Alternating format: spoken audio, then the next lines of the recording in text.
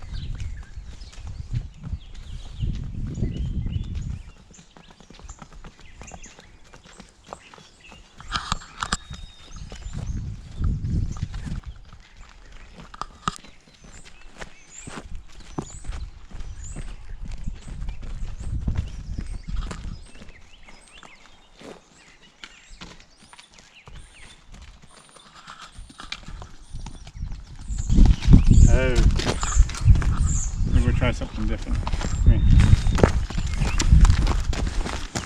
This may or may not work.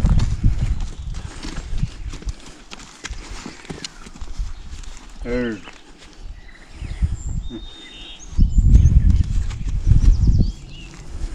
Come on now.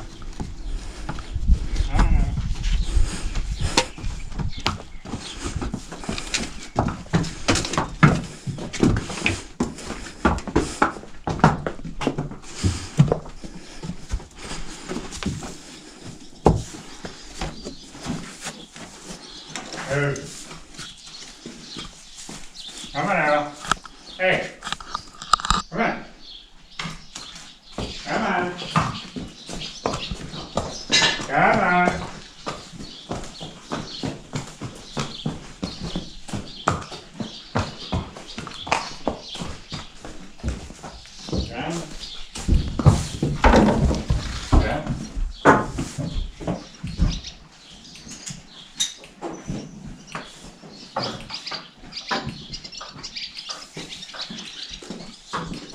Thirsty from that hard workout.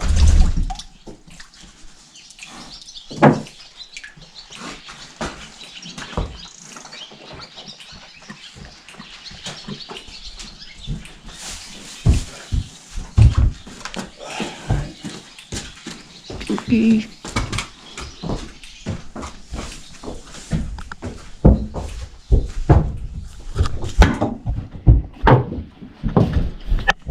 Gotta put a forward in that petition and keep knocking the hay out. Take a look.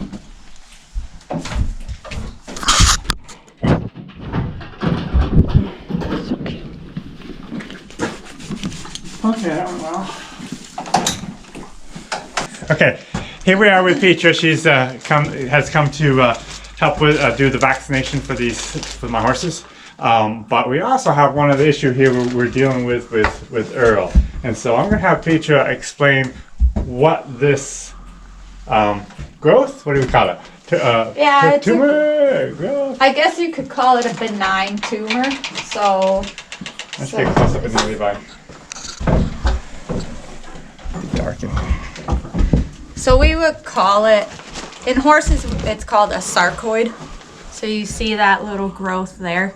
And it's caused actually by the herpes virus. If I remember right, it's the bovine herpes virus. So if these guys were ever around cows or in an area where there could have been cows, they may have been exposed to that herpes virus, and it can cause that benign growth. We normally would remove it either surgically or you could laser it off. So it really isn't a big problem until it gets very big and could ulcerate or. But it could actually go away on its own, you say, or not likely? Generally, it does not go away on its own. So we probably should do that at some point and should I talk to the other vet with the laser? Yeah, I probably would talk to the other vet. And okay. The laser way is nicer because it's just cleaner. You know, it cauterizes the blood vessels as you cut it off, and then you don't have to do any suturing or anything like that. So yeah, I would probably try to remove it before it gets much bigger, because it has gotten so bigger. I should start doing it, think about calling her up and seeing about doing it. I would. So you think it has actually got bigger? I think it has from when you showed it to me initially. Okay. Oh. All right, very good. All right. I'm going to let you get in here so they can see better this time. I'm surprised these colts, of course, these colts were outside basically their whole life, actually, until I bought them. And then they're inside. But I'm surprised how long it's taken these guys to shed. I mean, and they're just, if you look right over here, they're just loaded with hair and it's just not coming off. They're just slow at shedding. Yeah. And it's surprising. They got such a coat on here. I don't even like to keep them inside very long because they're sweating in here. Yeah. And so I don't keep them in. They go outside. And but they just haven't really shedded good. But do you think it's a breed thing? I have no idea. That's what I wonder, if they're just a little different. But with horses being outside all winter, they're going to get that longer hair coat too. So. But I do think some will shed a little bit. I think it is a little breed specific. Oh, that could be. I never thought about that. So. Okay, that's very possible. Okay, so why don't we explain what we're doing here with the vaccination? Okay, so we're gonna do core vaccines, which we try to do every spring or before bug season, because what we're gonna vaccinate for is triple E and West Nile virus, and then tetanus. So for us in this area, I would say that would be the main core vaccines that you want to do. Okay. Part of the reason is that triple E and West Nile virus are neurological diseases, and the cure rates are very, very low. Mortality rate is as high as 90% if an animal or a horse gets like triple E. Mm-hmm. West Nile virus is not quite that high, but even if they survive, they will have neurological, like what we call neurological deficits. Okay. So they may have, when I say ataxia, that means like problems walking straight, or like can't quite tell where they're placing their feet, that kind of stuff, which on working horses is not a good thing. So we live in northern New York, so has there been cases in our area? There have. So New York has definitely had some triple E, definitely had West Nile. It has been a little bit more south, but one of the main routes of getting it or reservoirs are birds. So birds can travel pretty far. So if they're infected and then a mosquito bites them and then bites your horse, that's how it's spread. Ticks can also be a vector. So vector is a thing that spreads it. Okay. Right? So there is some like nose-to-nose contact potential spread, Right. but major is bugs. Okay. So anything that's gonna pierce the skin, you know, can pass that virus on. Get away. And then tetanus, I mean, I you know, it's actually in the digestive tract of the horse, so they're always shedding it. Tetanus? So it's, yes. Really? I didn't know Or that. not always, I shouldn't say always, but they have potential Okay. to shed tetanus. That's why we worry about it so much in a horse, because it's in the environment. You know, if you, and it's in the soil, so that's why we worry about it so much in a horse. And when they get tetanus, we're talking lockjaw, right? Correct. Yep. Yeah. So that's another one. He's gonna pee on you. It's another one that's like, it's a very cheap vaccine, and it's a really good vaccine. It's almost 100% efficacious. So, you know, that it's just a smart thing to do, Yeah. right? So annually booster for tetanus. And if they step on a nail, a booster at that point Yes. because of that. Yeah. Yep. So puncture wounds, because they're so hard to clean. Mm-hmm. That's why tetanus is such a risk, right? Because you're pushing it up in there and you Yeah. can't, it's just really, really hard to clean. Yeah. But even like, I mean, there's been cases of where it's just a superficial wound, you know, where a horse has gotten like just a small cut, Mm-hmm. and if they weren't vaccinated, they've gotten lockjaw. And lockjaw's treatable, but extremely expensive to treat if you have to, and very, very painful for people or horse, you know. So. Okay. So we are gonna do, these guys have only had, or have never been vaccinated, so they're gonna need a primary and a booster. We always recommend to do the booster 3 to 6 weeks after the initial. This vaccine we're using is 1 mLs in the muscle, and I guess that's all I really, yeah, I don't know what else, Okay. you know, what else do you, What age do you normally I mean, I say these. I'm assuming they haven't been vaccinated because I bought them when they're 7, 8 months old. yeah, I mean, it's a little different for everybody's vaccine program, but generally at about 2 to 3 months is when the maternal antibodies go away and your immune system is fully functional to, mount an immune response to a vaccine.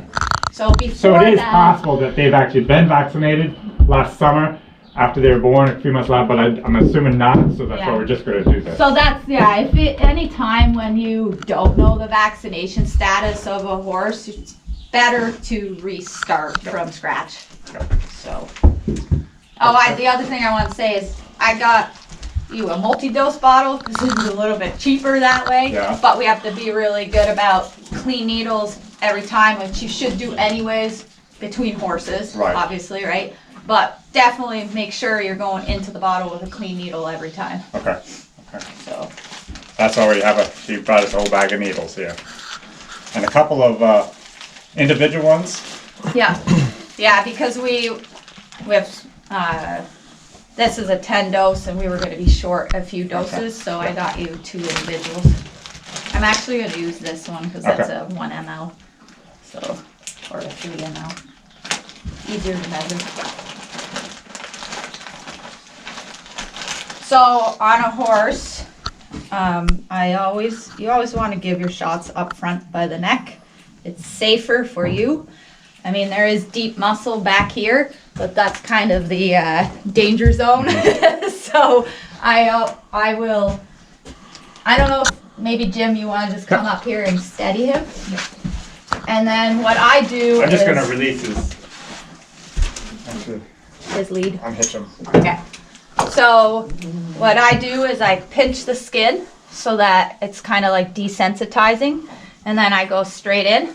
I pull back to make sure I don't have blood, and then he's all done. Nothing to it, never felt that. Busy guy. Okay. Do you have those needles? Yep.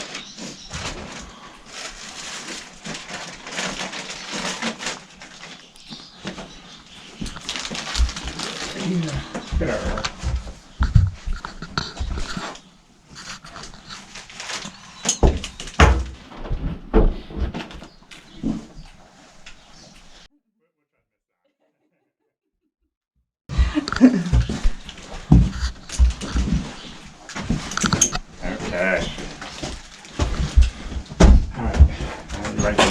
Go right through quick if you want. I won't film all this.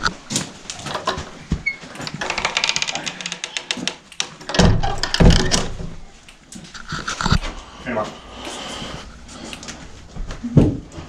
I wouldn't have done that the way you did it. Is that okay? Like when I did the booster, I would just basically hit it a couple times and pound it in. Is that big of a deal, or should I really do it that way? You could. Everybody's got their preference. Uh-huh. So you can do it however makes you. It doesn't. It's not the end of the world if I just do it the way I've always done it. Right. Okay. Sorry. I think so. Any way to desensitize, right? Yeah, So I usually just if hit you like that, do, boom. yeah, you can do this, And or then- I do the pinch because then they're focused on the pinch rather Okay. than the needle in. But So if- you're doing the pinch to desensitize them? yeah. Okay. So if you're doing this though, they're paying attention Yeah. to that, right? So it Exactly. really doesn't matter. It's Okay. just a way of desensitizing it. Okay. I mean, you can do whichever way you want. We're actually talking about earlier about he could be, he's actually the worst one for something like this. So, I mean, he'll be fine, but. Okay.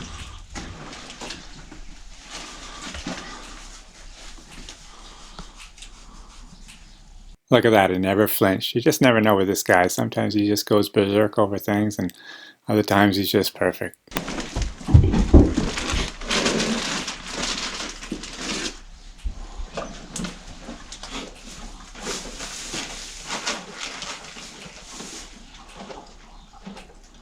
Bill surely wasn't a problem at all. So Petra came in to do Lady, didn't expect to have any problems at all with her, but she was the worst horse of them all. I don't know what was wrong with her, but she just kind of freaked out when we were about ready to give her the shot, but we got it done. Thanks again, Petra, for doing this for us. You're a great teacher, and I'm glad that everybody on my channel got to learn from you just like I did.